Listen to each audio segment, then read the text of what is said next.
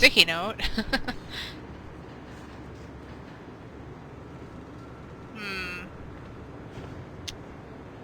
Or maybe nothing. Okay. What about it? I think the idea is that you're supposed to love your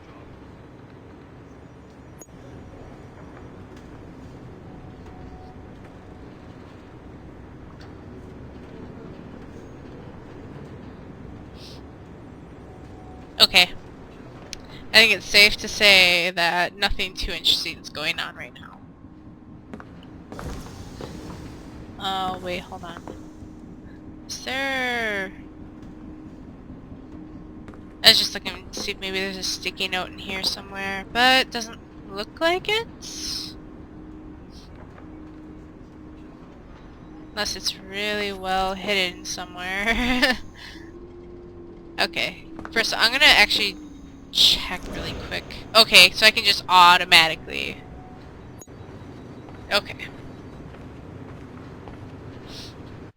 I was just making sure I wouldn't have to, like, re-hack the thing every time I come to look at this cameras. Any computers to hack in here? Or are they all in use? There's one that I already hacked. This is mine, right? Pretty sure it's mine.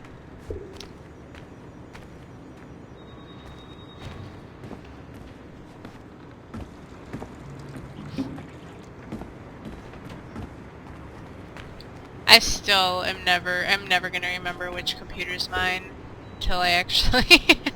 Wait a second, did that actually give me a computer to hack? Yes!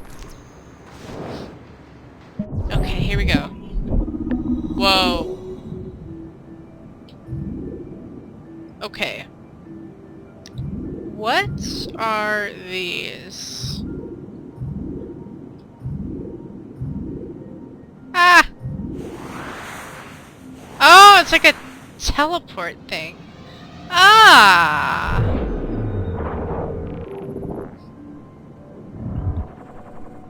Interesting.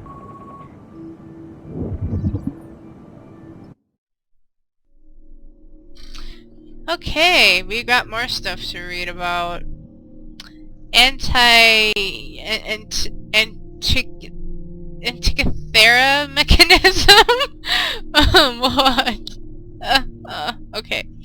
Originally assumed to be an analog computing device built for the purposes of determining the future positions of astral bodies, Abstergo Industries scientists have recently discovered that the Antikythera mechanism is merely one small portion of a much larger tool, a so-called prognostication machine thought to have been used by the first civilization to make probability-based predictions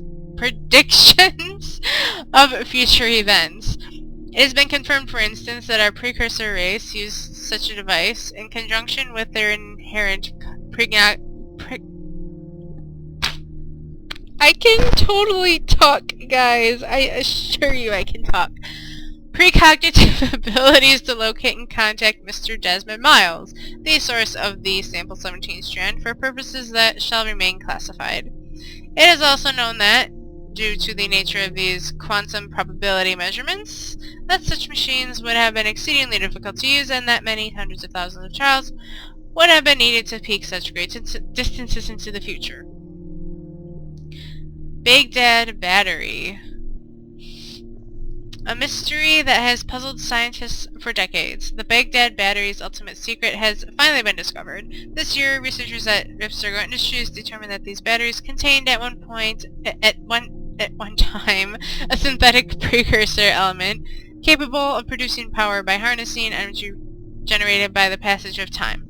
Eerily similar to what theoretical physicists have called time crystals, this unknown crystalline material was able to generate tiny but unlimited levels of energy simply by siphoning energy from the passage of time itself.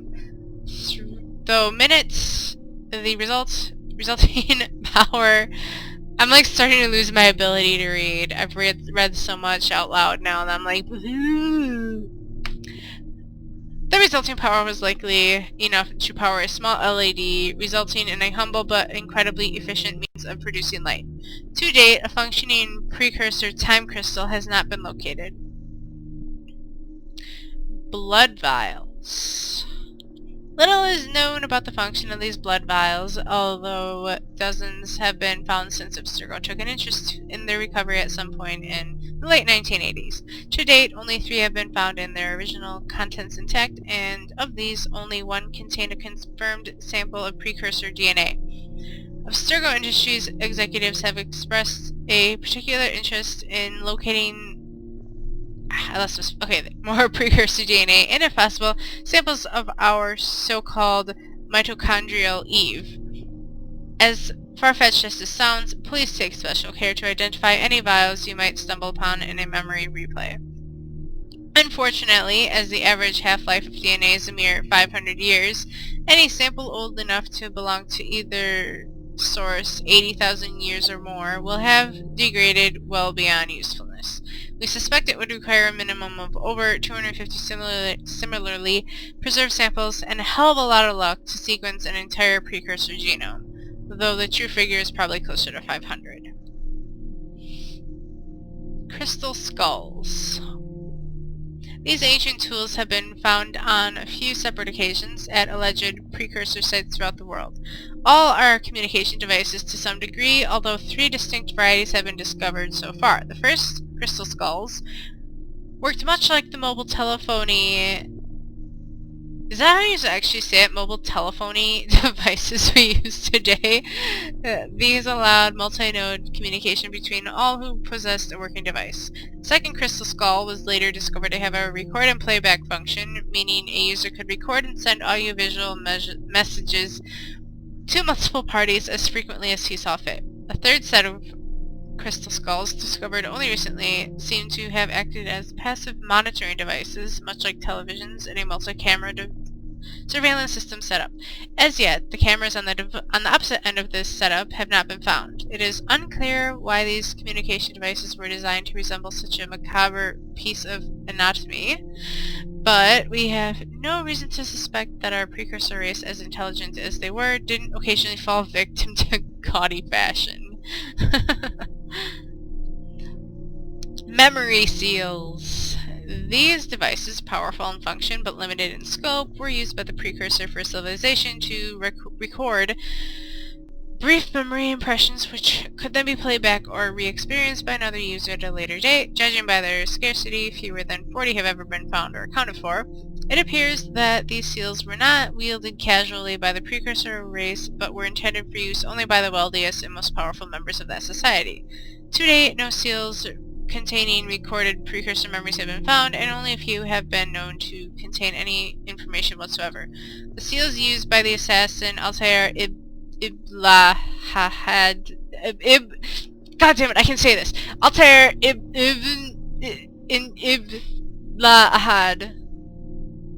That was really bad. I'm not even going to attempt it again. Never mind, I can't do it.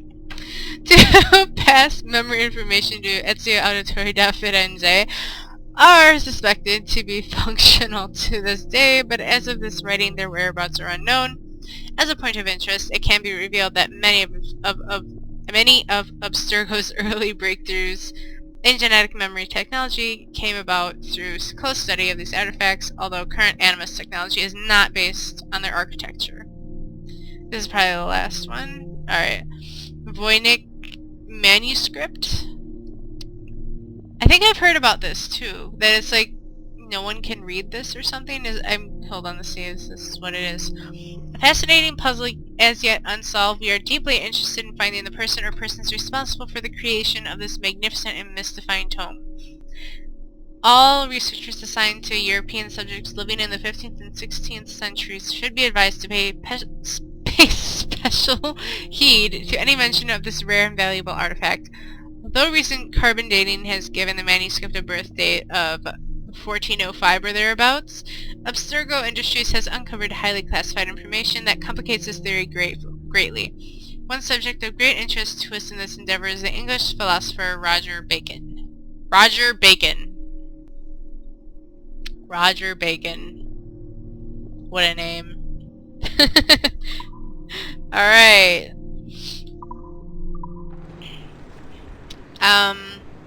So, this thing can locate hackable computers for me? This makes me very happy. I don't have to, like, run around aimlessly. Wait, did I go this way already? Or is this where I want to go? I think this is where I want to go. This way, I've already been through here. This is new. Oh yeah! More computers. And I think there are some rooms downstairs that,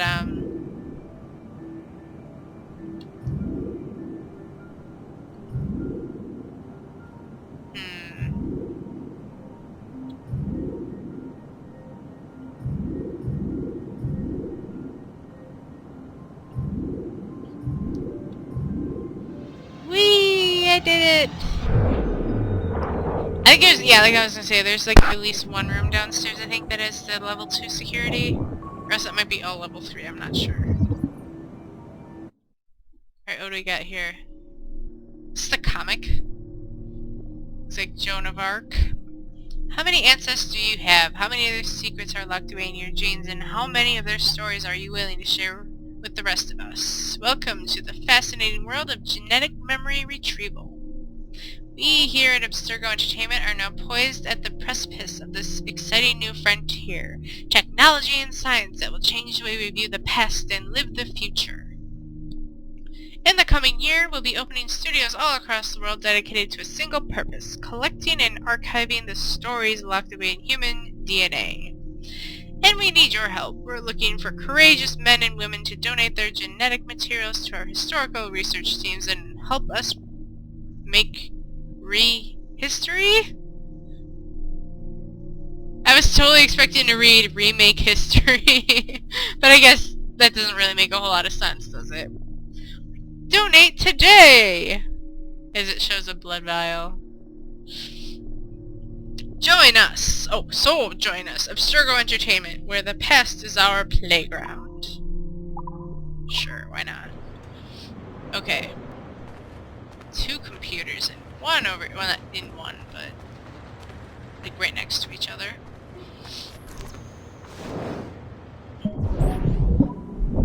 Okay, this looks like it's gonna be fun. Not really.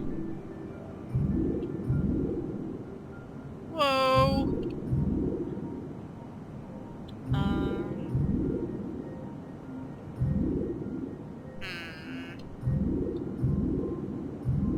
Ah. I don't think it's what I... Wait? No.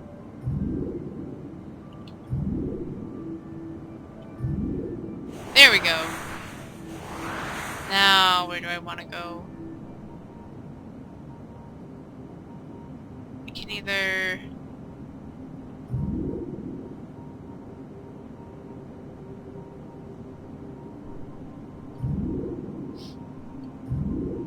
Okay, I need to get to...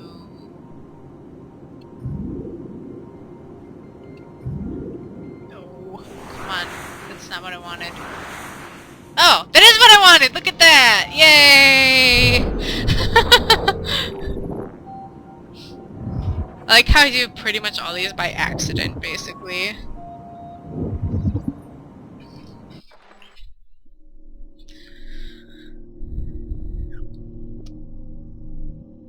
It's the girl with the last name I cannot pronounce. Lyle? Is it like Lyle?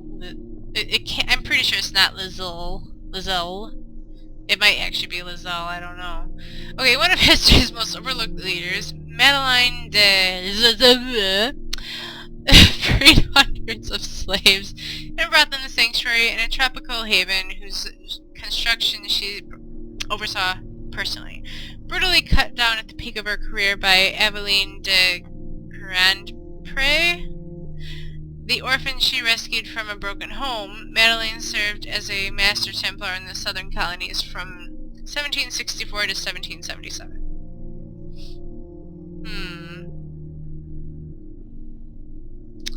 Yeah, I never played Liberation, so... that explains why I don't know how to pronounce her name, since she seems to be a character, the villain in that game.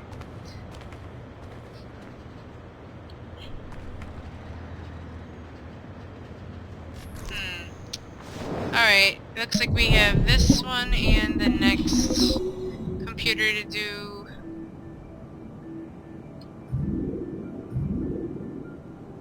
Wait, so actually, this is dumb of me. Okay, so the point that I want to reach on this thing is...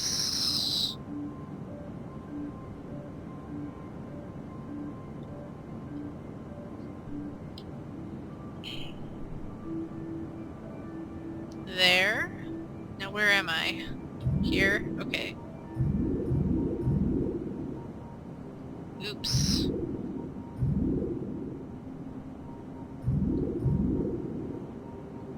Whee! That was totally by accident too, just so you know.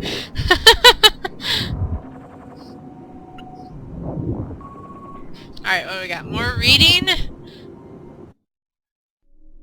Our researchers looked into the life of Altair Ibn Lahad, hoping to find a biography that might serve as a positive role model for Abstergo's global outreach programs.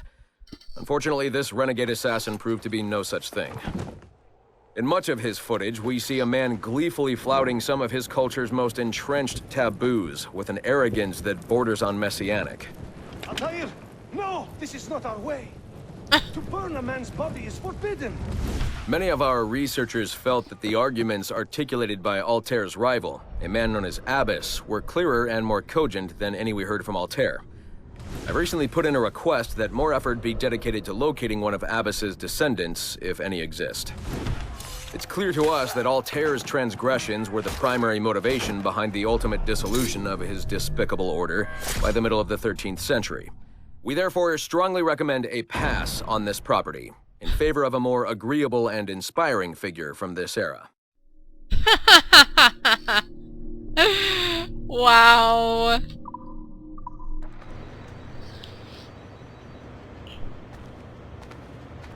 Dang it, Altair.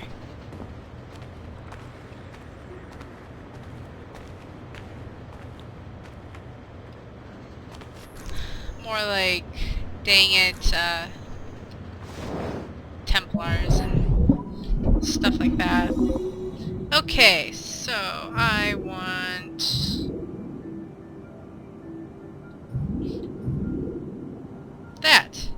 That's... I'm sorry, that was ridiculously easy. Also partially on accident, but still.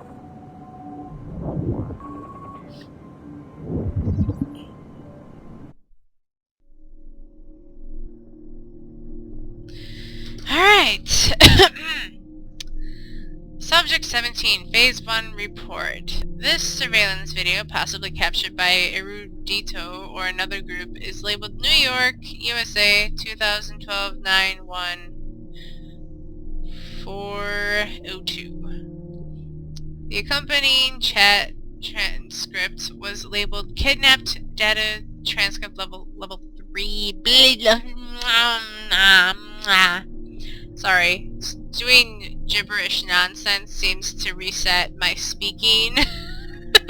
So maybe I can read now. Can someone ask Chase to make sure his men use a more professional language going forward? Cell tower grid, blah blah, UTC, blah blah blah blah, outgoing transmission, caller ID equals private, interference. Yes sir, pause. We have him. Reply scrambled. Yes, shoving him as we speak, sir. Shoving him in... I'm sorry, why is that funny? It's just, yeah, shoving him in the van as we speak, sir. Target will be delivered on schedule. Transmission ends. Surveillance video labeled Brooklyn, USA, 2012-9-1, 437. The poster claimed Abstergo agents have captured an unknown Caucasian male. Victim is in his mid-20s, approximately 6 feet tall, 190 pounds, destination unknown. Oh no, it's Desmond! This one is labeled Ciampino, Italy, 2012 9/1/1844. The poster identified this only as an unmarked hangar, but then went on to say Abstergo agents arriving at destination, company-owned jet brought to hangar after landing, victim identified as Desmond Miles. I don't think this has spread too far yet. Location has already been scrubbed, so I think we can dismiss this as the ravings of a fanatic. Preliminary analysis, a leaked medical file. We're looking into it. No